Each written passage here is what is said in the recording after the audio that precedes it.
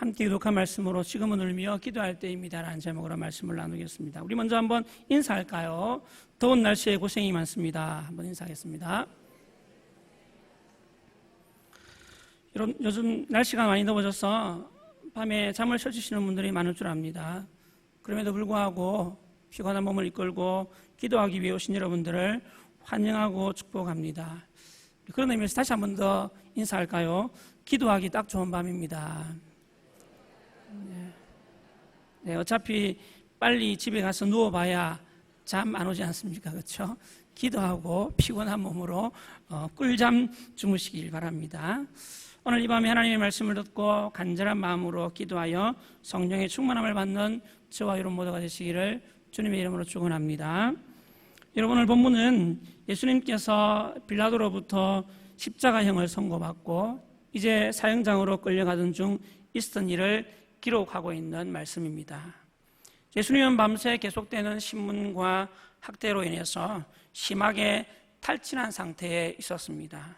그래서 혼자 힘으로는 그 십자가 형틀을 지고 더 이상 갈 수 없을 그런 상황조차 되었습니다. 그래서 예수님을 끌고 가던 로마 군사들이 당시 그곳을 지나가던 구레네 사람 시몬을 붙잡아서 예수님의 십자가를 대신 지게 했던 것입니다. 오늘 본문은 그런 예수님의 뒤로 많은 사람들이 따랐다고 합니다. 본문 27절 말씀 같이 한번 읽겠습니다. 함께 읽겠습니다. 시작. 또 백성과 및 그를 위하여 가슴을 치며 슬피 우는 여자의 큰 무리가 따라오는지라. 누가는 예수님께서 십자가 형정으로 끌려가는 그때에 큰 무리가 예수님의 뒤를 따랐다고 기록하면서 그 사람들을 두 부류로 나누어 이야기하고 있는 것을 볼 수가 있습니다. 먼저 한 부류는 백성들입니다.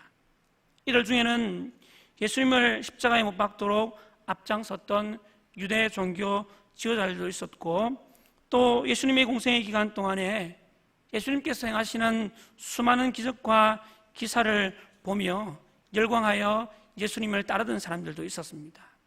그리고 또한 이들 중에는 예수님께서 예루살렘으로 입성하실 때 호산나 다윗의 자손이여 하고 외치며 예수님을 환호하던 사람들도 그곳에 있었습니다. 그러나 지금 그들은 모두가 다 예수님의 죽음을 구경하기 위해서 예수님의 뒤를 따르고 있었던 것입니다. 그리고 또 한 부류의 사람이 있었는데 누구라고 말합니까? 예수님을 위하여 가슴을 치며 슬피 우는 여인들입니다. 이들은 주로 예수님이 공생의 기간 동안에 예수님께 은혜를 입었던 여인들이었습니다.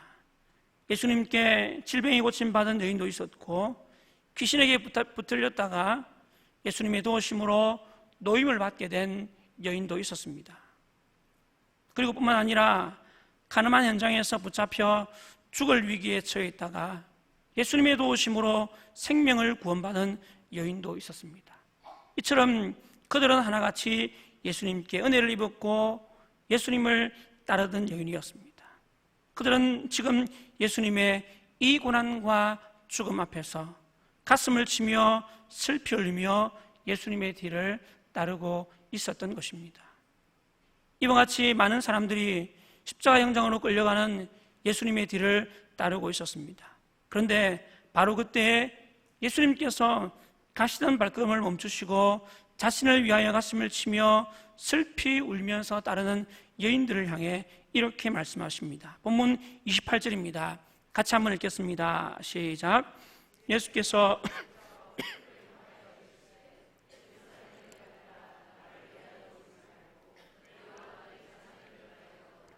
아멘. 예수께서 돌이켜 그들을 향하여 이르시되 예루살렘의 딸들아 나를 위하여 울지 말고 너희와 너희 자녀들을 위하여 울라. 예수님은 자신을 위하여 울고 있던 그들을 향해서 나를 위하여 울지 말고 너희와 너희 자녀들을 위하여 울라고 말씀하셨던 것입니다. 여러분, 예수님께서 그들을 향해 이렇게 말씀하신 이유가 무엇일까요? 지금 고통받고 죽을 운명에 처한 사람은 예수님 자신이신데 예수님은 그런 자신을 위하여 울지 말라고 말씀하시며 오히려 그들과 그들 자녀들을 위하여 물라고 말씀하셨습니다. 여러분, 왜 예수님께서 이처럼 말씀하신 것일까요? 예수님은 그 이유를 본문 29절에서 31절까지 말씀을 통해서 이렇게 말씀하십니다. 같이 한번 읽겠습니다. 29절에서 31절까지 말씀입니다. 시작. 보라, 날이 이르면 사람이 말하기를 잉태하지 못한 이와 해산하지 못한 배와 먹이지 못한 젖이 복이 있다 하리라. 그때 사람이 산들을 대하여 우리 위에 무너지라 하며 작은 산들을 대하여 우리를 덮으라 하리라. 푸른 나무에도 이같이 하거든 마른 나무에는 어떻게 되리요 하시니라. 아멘. 보라, 날이 이르면 사람이 말하기를 잉태하지 못하는 이와 해산하지 못하는 배와 먹이지 못하는 젖이 복이 있다 하리라. 여러분, 여기에서 잉태하지 못하는 이, 해산하지 못한 배, 먹이지 못한 젖은 무엇을 의미하는 것입니까? 동일하게 자녀를 갖지 못한 여인을 의미합니다. 그날의 사람들이 자식이 없는 여인이 복되다고 말하게 될 것이라고 이야기하는 것입니다. 무슨 말입니까? 큰 고난과 고통으로 인하여서 자식들이 고난당하는 것을 볼 때 사람들이 말하기를 자식 없는 여인이 복이 있다고 말하게 될 것이라고 이야기하는 것입니다. 그리고 또한 30절에서는 그때 사람이 산들을 대하여 우리 위에 무너지라 하며 작은 산들을 대하여 우리를 덮으라 하리라. 무슨 이야기입니까? 그때 사람들이 또 이렇게 말하게 될 것이라는 것입니다. 산들이 우리 위에 무너졌으면 좋겠다. 작은 산들이 우리를 덮었으면 좋겠다. 다시 말하면 사람들이 재난이 닥쳐서 빨리 죽었으면 좋겠다고 말하게 될 것이라는 것입니다. 왜 사람들이 그렇게 말하게 된다는 것입니까? 그날에 그들이 당할 고난이 너무 커서 죽기를 사모하게 될 것이라는 이야기입니다. 그리고 31절에서는 푸른 나무에도 이같이 하거든 마른 나무에는 어떻게 되리요 하시리라. 여러분, 이 말은 당시 유행하던 랍비적 속담이었는데 예수님께서 이 속담을 사용하여 유대인들이 당할 고난을 예고하셨던 것입니다. 여러분, 여기에서 푸른 나무는 수액이 가득하고 싱싱한 나무로서 채가 없으신 예수님을 상징하는 것입니다. 그러면 마른 나무는 누구를 가리키는 것입니까? 영적으로 시들어서 메말라 있는 유대인들을 가리키는 것이었습니다. 그러므로 예수님의 이 말씀은 푸른 나무인 내가 이같이 고난을 당했다면 마른 나무 가진 너희는 얼마나 큰 고난을 당하겠느냐 하는 그런 의미였던 것입니다. 예수님은 본문 29절에서 31절까지의 말씀을 통해 그들에게 임하게 될 극심한 고난에 대해서 예언하셨던 것입니다. 그래서 예수님은 이런 극심한 고난이 곧 임하게 될 것이니 예루살렘의 딸들아, 나를 위하여 울지 말고 너희와 너희 자녀들을 위하여 울라고 말씀하셨던 것입니다. 여러분, 예수님께서 말씀하신 큰 고난은 궁극적으로는 종말의 때에 당할 심판에 관한 예언의 말씀이었습니다. 종말의 때에 회개하지 않은 자들이 당하게 될 하나님의 진노의 심판을 예고하고 계신 것입니다. 그러나 이 예언의 1차적인 의미는 당시 유대인들이 그들의 죄악으로 말미암아 겪게 될 큰 고난에 관한 말씀이었습니다. 예수님은 AD 70년에 일어날 예루살렘의 함락과 그때의 엄청난 비극을 미리 보고 그들을 향해서 예언하셨던 것입니다. 그러나 그들은 예수님의 이 예언의 말씀을 듣고도 회개하지 않았습니다. 그래서 결국 예수님의 이 예언의 말씀대로 AD 70년 로마 군대의 대대적인 공격을 받아서 예루살렘 성이 돌 위에 돌 하나도 남지 않을 정도로 완전히 멸망을 당하게 되었고 예루살렘의 수많은 사람들이 큰 고난을 겪고 죽음을 당하게 되었던 것입니다. 여러분, 오늘 본문의 예수님의 이 예언의 말씀은 오늘 제약된 이 시대를 살아가고 있는 우리를 향한 동일한 경고의 말씀인 줄 믿습니다. 영원한 심판의 형벌이 다가오고 있음에도 불구하고 그것을 깨닫지 못하고 세상의 쾌락과 탐욕에 사로잡혀 살아가고 있는 오늘 우리를 향한 경고의 말씀인 것입니다. 하나님의 백성들아, 지금은 너희와 너희 자녀들을 위하여 울며 기도할 때다. 하나님의 자녀들아, 지금은 너희와 너희 자녀들을 위하여 울며 기도할 때다. 여러분, 오늘 이 밤에 하나님의 이 경고의 말씀이 여러분의 귓가에 그리고 여러분의 심령에 크게 울려 퍼져서 부르짖어 기도하는 저와 여러분이 되시기를 간절히 바랍니다. 그렇다면 여러분, 오늘 우리가 구체적으로 무엇을 위해서 기도해야 할까요? 오늘 본문에서 예수님께서 너희와 너희 자녀들을 위하여 울라고 말씀하신 것은 구체적으로 무엇을 위하여 울라고, 무엇을 위하여 기도하라고 명령하신 것일까요? 먼저 한 가지는 우리의 죄악을 두고 울며 기도할 것을 명령하신 것입니다. 우리의 죄악을 두고 울며 기도할 것을 명령하신 말씀입니다. 다시 말하면 진실한 마음의 회개로 하나님께 기도하여 돌이킬 것을 명령하시는 말씀인 것입니다. 여러분, AD 70년 예루살렘 멸망의 궁극적인 이유가 무엇입니까? 그들의 종교적인 열심이 부족해서였을까요? 아니면 그들이 하나님의 율법을 지키지 않았기 때문이었습니까? 아니었습니다. 그들은 그 누구보다도 종교적으로 열심인 자들이었고 율법을 지킴에 있어서도 열심히 특심이었던 자들이었습니다. 그러나 그럼에도 불구하고 그들이 하나님의 심판을 받아 멸망할 수밖에 없었던 것은 그들이 자신의 죄악을 두고 울며 기도하지 않았기 때문입니다. 다시 말하면 진실한 마음으로 회개하지 않았기 때문입니다. 그들은 자신의 죄악의 심각성을 깨닫지 못했으므로 자신을 위한 구주의 필요성조차 느끼지 못했던 것입니다. 그래서 예수 그리스도를 구주로 받아들이지 않았던 것입니다. 그래서 결국 그들은 하나님의 진노의 심판을 받아 멸망받게 되었던 것입니다. 이와 같은 그들의 모습을 미리 보았던 예수님은 지금 자신의 몸 하나 가눌 수 없을 만큼 탈진한 상태로 죽음의 현장으로 끌려가는 그 순간에도 자기를 위하여 오는 여인들을 향해 안타까운 심령으로 나를 위하여 울지 말고 너희와 너희 자녀들을 위하여 울라고 말씀하셨던 것입니다.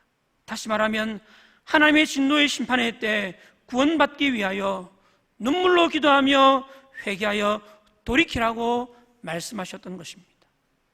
사랑하는 성도 여러분, 오늘 우리에게 있어서도 가장 중요하고 우선적인 기도가 무엇일까요? 오늘 우리가 가장 먼저 우선적으로 간절히 부르짖어 기도해야 할 것이 무엇일까요? 그것은 바로 회개의 기도가 아닐까 생각합니다. 여러분, 회개의 기도는 우리의 죄악의 심각성을 깨달은 자만이 할 수 있는 기도입니다. 다시 말하면 나의 죄 때문에 예수님께서 십자가를 취할 만큼 내가 큰 죄인인 것을 깨달은 자만이 회개할 수 있다는 것입니다. 그런 의미에서 여러분, 저는 오늘 한국교회와 우리의 기도 중에 가장 약해져 버린 기도가 바로 이 회개의 기도가 아닌가 생각합니다. 건강을 위하여 기도하고 자녀를 위하여 기도하고 세상의 성공과 출세를 위하여 기도하자고 하면 뜨겁게 기도합니다. 그런데 자신의 죄악을 고백하며 회개의 기도를 하자고 하면 잠잠합니다. 여러분, 왜 그럴까요? 그 이유가 무엇인 것 같습니까? 그것은 바로 자신의 죄악의 심각성을 깨닫지 못하기 때문입니다. 죄에 대하여 너무도 둔감해져서 죄를 죄로 여기지 않기 때문인 것입니다. 여러분, 그런 사람들이 정말 구원받은 하나님의 백성이라고 확신할 수 있을까요? 죄 없으신 예수님께서 나의 죄 때문에 십자가를 지셔야 했는데 예수님을 십자가에 못 박아 죽게 한 그 큰 죄를 짓고도 아무렇지 않게 여기며 회개하지 않는다면 어떻게 그 사람이 구원받은 하나님의 백성이라고 말할 수 있겠습니까? 여러분, 그런 의미에서 회개의 기도는 또한 구원받은 자만이 할 수 있는 구원받은 백성의 증거인 것입니다. 여러분, 아무리 큰 업적을 남기고 위대한 일을 행한 사람이라 할지라도 만약 회개하지 않는다면 그 사람은 구원받은 사람이 아닙니다. 그러나 아무리 큰 죄를 짓고 악을 행한 자라 할지라도 자신의 죄악의 심각성을 깨닫고 회개하는 사람은 구원받은 하나님의 백성인 줄 믿습니다. 여러분, 구약 성경의 다윗이 바로 그와 같은 증거를 보여주고 있지 않습니까? 그는 간음죄, 살인죄, 이웃의 아내를 탐하여 빼앗은 죄 등 그는 실로 끔찍한 죄악을 수없이 많이 저지른 사람이었습니다.